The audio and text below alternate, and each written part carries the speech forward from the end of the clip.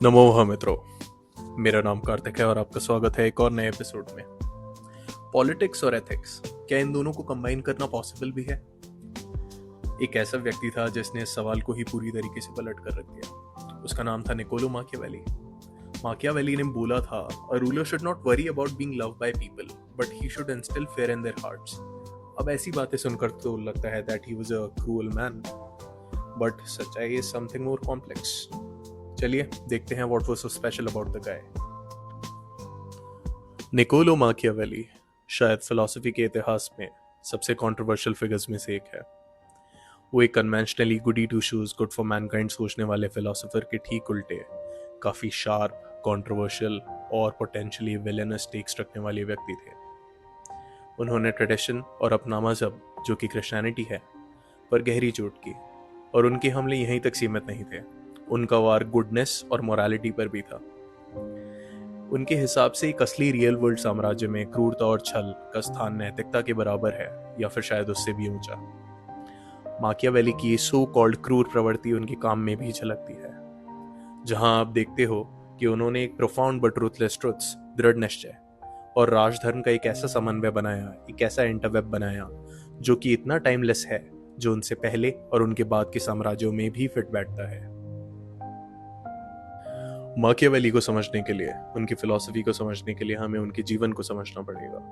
उनका जन्म 1496 में इटली के एक किंगडम फ्लोरेंस में हुआ था, जहां पॉलिटिकल इंस्टेबिलिटी और सामाजिक कियोस अपने चरम पर था। निकोलो के फ्लोरेंस में भूख थी, पीड़ा थी और दर्द था। उस फ्लोरेंस की सरकार सिर्फ कहने के लिए एक रिपब्लिक थी, बट असल में एक पावरफुल फैमिली जिन्हें मेडिचीज कहा जाता था, उनके द्वारा कंट्रोल्ड थी। वो फ्लोरेंशियन गवर्नमेंट को कठपुतली की तरह नचाते थे और अपने पपेट्स को ही हमेशा पावर में रखते थे। निकोलो के पिता बर्नार्डो माकियावेली एक रिच कनेक्टेड फैमिली से आते थे, पर वो खुद कुछ खास काम नहीं किया करते थे। उनकी एक खासियत जरूर थी, वो उस जमाने में भी रिलीजियस स्केप्टिक थे। चाहे क्लोज डोर्स के पीछे ही सही, वो क्रिश्चियनिटी को क्रिटिसाइज करते थे, अपने परिवार के सामने क्वेश्चन किया करते थे। वहीं निकोलो की माता एक काफी डिवोट क्रिश्चियन थी और साथ ही में एक अच्छी क्रिएटिव लेखिका भी, जिनका विश्वास अपने पंथ को लेकर काफी दृढ़ था। ये रिलीजियस स्केप्टिसिज्म और लेखन कला का अनूठा मेल ही माकियावेली को आगे जाकर हेल्प करने वाला था अपने ground breaking work the prince को लिखने के लिए। तो अब हमारा बैकग्राउंड सेट है।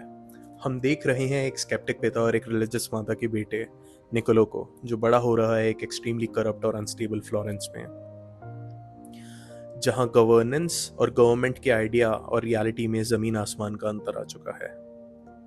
अपने परिवार के कनेक्शंस की कृपा से वो ये सब काफी पास से विटनेस कर पा रहा है।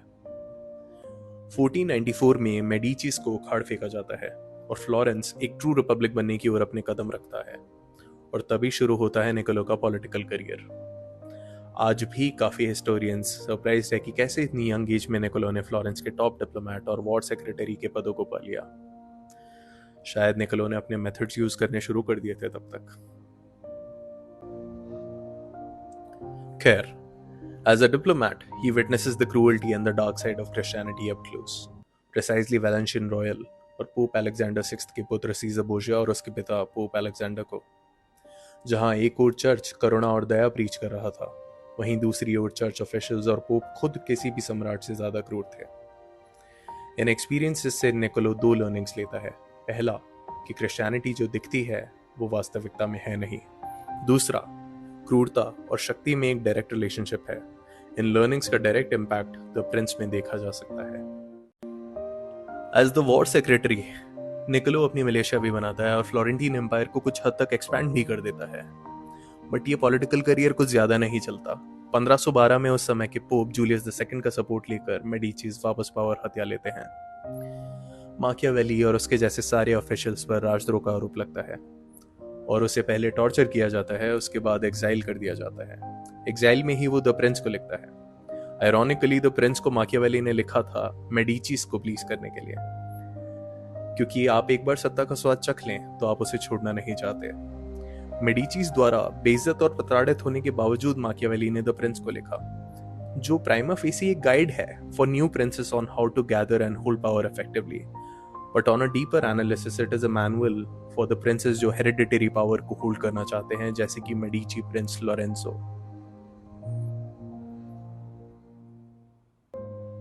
माकियावेली सत्ता को पाने से ज्यादा महत्व सत्ता संभालने को देते हैं। उस समय की राजनीति में भलाई का दिखावा करना एक सबसे ज्यादा पॉपुलर प्रैक्टिस था। चाहे वो प्रैक्टिकल हो या ना हो, आइडियल अवश्य था। द प्रिंस में माकियावेली ने सबसे पहला हमला इस गुडनेस के आइडियल पर किया। उनके हिसाब से राजा की सक्सेस का मापदंड वो कितना भला है, कितना अच्छा है ना होकर, वो अपनी शक्ति को संभालने और एक मजबूत राष्ट्र को बनाने में कितना सक्षम है होना चाहिए, चाहे उसे इस राष्ट्र के निर्माण में छिछली अच्छाई से संबंध भी तोड़ना पड़े। अगला वार होता है इस खोखली अच्छाई और नैतिकता की जड़ पर, जो कि है क्रिश्चियनिटी। माकियावेली बेहद साफ शब्दों में कहते हैं कि क्रिश्चियनिटी जो सच में है वो एक लीडर के लिए काफी नहीं है, और जो कुछ एक लीडर को करना चाहिए उसके लिए क्रिश्चियनिटी में इनफ टूल्स नहीं है। रिलीजन एक सरफेस लेवल गुडनेस तो दे सकता था, पर प्रैक्टिकल पावर नहीं, और पावर जिन मेथड से आती थी वो नॉन क्रिश्चियन थे, तो better get rid of Christianity itself.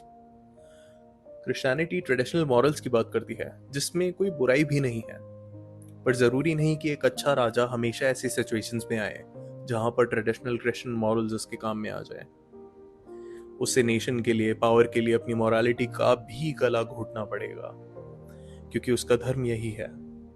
माकियावेली अपने मैसेज को सॉफ्टन करके भी डिलीवर कर सकते थे और क्रिटिसिज्म से बच सकते थे, बट उन्होंने चूज किया अपने शब्दों को साफ और सटीक रखना, क्योंकि उनके मुताबिक उनका आइडियल लीडर तो उन्हें समझ ही जाएगा। माकियावेली का आइडियल लीडर एक शक्तिशाली बट जरूरत पड़ने पर झूठा और अत्यंत क्रूर शासक भी हो सकता था। इस क्रूर शासक का एक परफेक्ट एग्जाम्पल है सीजर बोर्जिया, यानी कि पोप का बेटा। उसका एक किस्सा है जो उसे माकियावेली की दृष्टि में एक आइडियल लीडर बना देता है। बोर्जिया का एक क्लोज कॉमरेड और जनरल था रमीरो डेलोर्का। इन दोनों ने मिलकर चेसिना के शहर को फतेह किया, और बोर्जिया अपने पीछे अपने राइट हैंड मैन यानी डेलोर्का को छोड़कर आगे बढ़ गया। जाते जाते उसने डेलोर्का को ऑर्डर्स दिए कि पावर को जितना हो सके टाइटली एक्वायर करे, क्रूर होना पड़े तो क्रूर हो जाए, हत्या करनी पड़े तो हत्या करे। डेलोर्का ने भी बोर्जिया के हुक्म को मानकर ऐसा ही किया। चेस्टीना की सड़कों पर सैकड़ों बच्चों को अनाथ होना पड़ा, उनके घरों को, उनके खेतों को कब्जा लिया गया, और एक डर से सनी हुई, खून से सनी हुई शांति को स्थापित कर दिया गया। बोर्जिया ने वापस आकर जाना कि अब वहां के लोग डेलोर्का से डरते हैं और नफरत भी करते हैं, और क्योंकि वो डेलोर्का का बॉस था तो चेस्टीना के लोग बोर्जिया से भी नफरत करते हैं। बोर्जिया ने अब शक्ति पाली थी, तो उसको डेलोर्का जैसे राइट हैंड मैन की कोई आवश्यकता नहीं थी। रिजल्टिंगली उसने डेलोर्का को 2 टुकड़ों में काट डाला और उसके शव को सड़क पर गांव वालों के देखने के लिए लटका दिया, और फिर लोगों को कहा कि मैं तो पोप का बेटा हूं, मैं तो कार्डिनल हूं। मैंने कभी डेलोर्का को नहीं कहा कि इतनी हिंसा करे। जो खून खराबा हुआ वो सब उस क्रूर डेलोर्का ने खुद ने ही किया, और अब मुझे मारकर वो सत्ता हथियाना चाहता था। इसीलिए मैंने चेस्टीना के लोगों को, आपको उस क्रूर शासक से बचाने के लिए उसे मार डाला। बोर्जिया ने बिना अपने हाथ गंदे किए शक्ति भी पाली, अपने खिलाफ भविष्य में उठ सकने वाले विद्रोह को भी समाप्त कर दिया, और अपने लिए नफरत को भी मिटा दिया। पर इस सब के लिए उसे झूठ, धोखे और क्रूरता का सहारा लेना पड़ा। ये बोर्जिया माकियावेली का आइडियल लीडर था। माकियावेली के हिसाब से अच्छा होना कोई बुरी बात नहीं थी। इनफैक्ट एक राजा के लिए अच्छा होना अच्छी ही बात थी, बट आप हमेशा अच्छे, महान बनकर एक शक्तिशाली राजा नहीं बन सकते।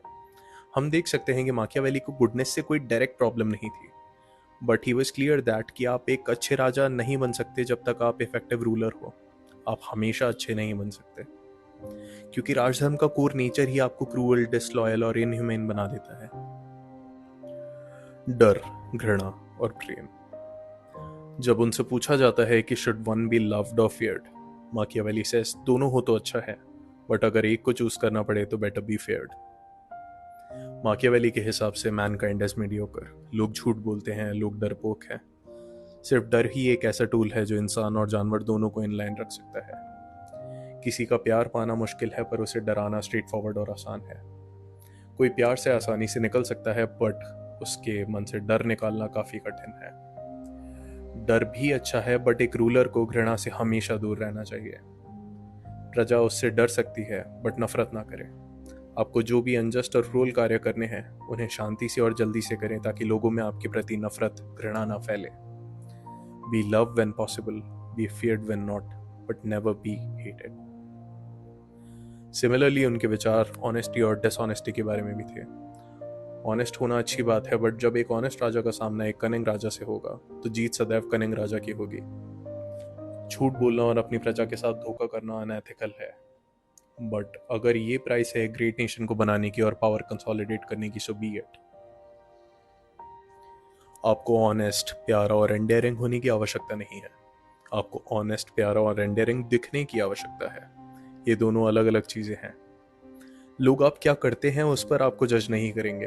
आपके काम कैसे दिखते हैं उस पर आपको जज करेंगे. So better engage in theatrics when necessary. All acting is anyways lying. इसे रियलिज्म कहें या सिनेसिज्म, या फिर एक well written attempt to shock and deceive the readers, ये बात तो निकल ही जाने. माकियावेली और क्रिश्चियनिटी. माकियावेली ने अपने पिताजी के इन्फ्लुएंस में काफी अर्ली एज से ही क्रिश्चियनिटी को एक स्केप्टिक लेंस से देखना शुरू कर दिया था.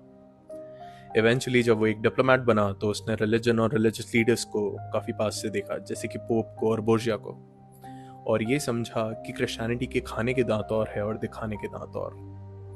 इसी कारण से वो क्रिश्चियनिटी की गॉड्स विल और गुड एंड ईवल के कॉन्सेप्ट्स को सिरे से नकार देता है और एक प्रैक्टिकल अप्रोच लेता है बिटवीन वर्टू एंड फॉर्चूना. वर्टू यानी कि वर्चूस वो ट्रेट्स हैं जो एक प्रिंस में होने चाहिए in order to access and maintain power. But ये इंग्लिश वाले वर्चू की तरह नेसेसरीली पॉजिटिव ट्रेट्स नहीं है. ये मॉरल भी हो सकते हैं, ये मॉरल भी हो सकते हैं. एक आइडियल प्रिंस को Christian dichotomy of good and evil से बाहर निकलकर फ्लेक्सिबिलिटी को मास्टर करना चाहिए. एक आइडियल प्रिंस को एक शेर से ज्यादा एक कमीलियन होना चाहिए. Where Fortuna is loosely similar to its English translation जो कि है fortune. But Machiavelli in his true fashion called Fortuna a malign female force जो कि एक destructive beast है, और आपको अपने वर्टू की फ्लेक्सिबिलिटी से खुद को और अपने किंगडम को फॉर्चूना से बचाना है. He famously compared taming Fortuna to taming a woman to beat her into submission. Aside from this praise and misogyny, Machiavelli was not interested in this dichotomy of good and evil. ये सिर्फ virtue और Fortuna का एक balance था, जिन दोनों में से कोई भी एक चीज नेसेसरीली गुड नहीं थी, कोई भी एक चीज नेसेसरीली बैड नहीं थी. Machiavelli ये भी कहता है कि there's a beast within us. We can't kill it, we can't tame it, we can't let it take over control over us. We can only learn to work with it. हम उससे समझौता कर लें. जब हो पाए तो be honest and be endearing. जब जरूरत पड़े तो be a menace. But the beast और आपका गोल हमेशा एक होना चाहिए, to build a great nation. But क्या इन सारी एजी एडवेंचरस बातों को रियलिटी में लाना इतना आसान था? When you think about it, Machiavelli ने The Prince लिखी to impress Medicis, ताकि वो वापस उनके फेवर में आ पाए, वापस अपनी प्लम पोस्टिंग्स को पा पाए. Could it be an attempt to have their attention and just shock them into this divine revelation of the truth of power? But असल में हुआ इसका ठीक उल्टा. The Prince never got the traction in its time. Medicis ने भी कभी उसे भाव नहीं दिया, कभी Machiavelli को भी भाव नहीं दिया. In turn, जिसने भी इस पुस्तक को पढ़ा, उन्होंने Machiavelli को एक सैटानिक विलन बोला. Machiavelli died a sad death after a stint of writing sexual poems and dramas. पर hypothetically अगर हम बोलें, what if Medicis got a hold of the Prince? क्या वो Machiavelli को कभी ट्रस्ट कर पाते? जो व्यक्ति झूठ और धोखे को कार्डिनल प्रिंसिपल्स मानता है, क्या उस पर इतना भरोसा किया जा सकता था? जो व्यक्ति द प्रिंस भी लिखता है और फिर सेक्सुअल पोएम्स भी लिखता है, क्या उस पर इतना भरोसा किया जा सकता था? But as I have said before, it is not fair to जज figures of the past with our modern yardstick. हम माने या ना माने, माकियावेली की कुछ ऑब्जर्वेशंस किसी भी इंटेंट से लिखे गए हो, वो आज के पॉलिटिकल कॉन्टेक्स्ट में अच्छे से फिट बैठते हैं. पर कुछ का होलसेल रिजेक्शन भी जरूरी है. ना आपको उसे इग्नोर करना चाहिए, ना आप उसे एक्सेप्ट कर पाएंगे. Take whatever helps you and the world. और जैसा फ्रांसिस बेकन ने कहा था, all philosophy should contribute to the greater good of human race. Machiavelli चाहे या ना चाहे, उनकी फिलोसफी को एक ग्रेटर नेशन, ग्रेटर वर्ल्ड बनाने के लिए यूज किया जा सकता है. So finally, let's compile his philosophy into 4 broad points. पहला है political realism. Machiavelli emphasize करते हैं on the practicality of governing over the morality of governing. He suggests that a ruler should be prepared when necessary to act beyond his moral norms. Second is virtue and fortuna. जैसा कि हमने बात की, virtue वो traits हैं, वो एक ruler की ability है जो अपनी destiny को खुद बनाता है, और fortuna उसका unpredictable fortune है, unpredictable forces of chance है. तीसरा, the ends justify the means. चौथा, fear over love. माकियावेली ने बार बार ये आर्ग्यू किया कि it is safer for a ruler to be feared than loved, as fear is a more reliable means to maintain control and prevent insurrection.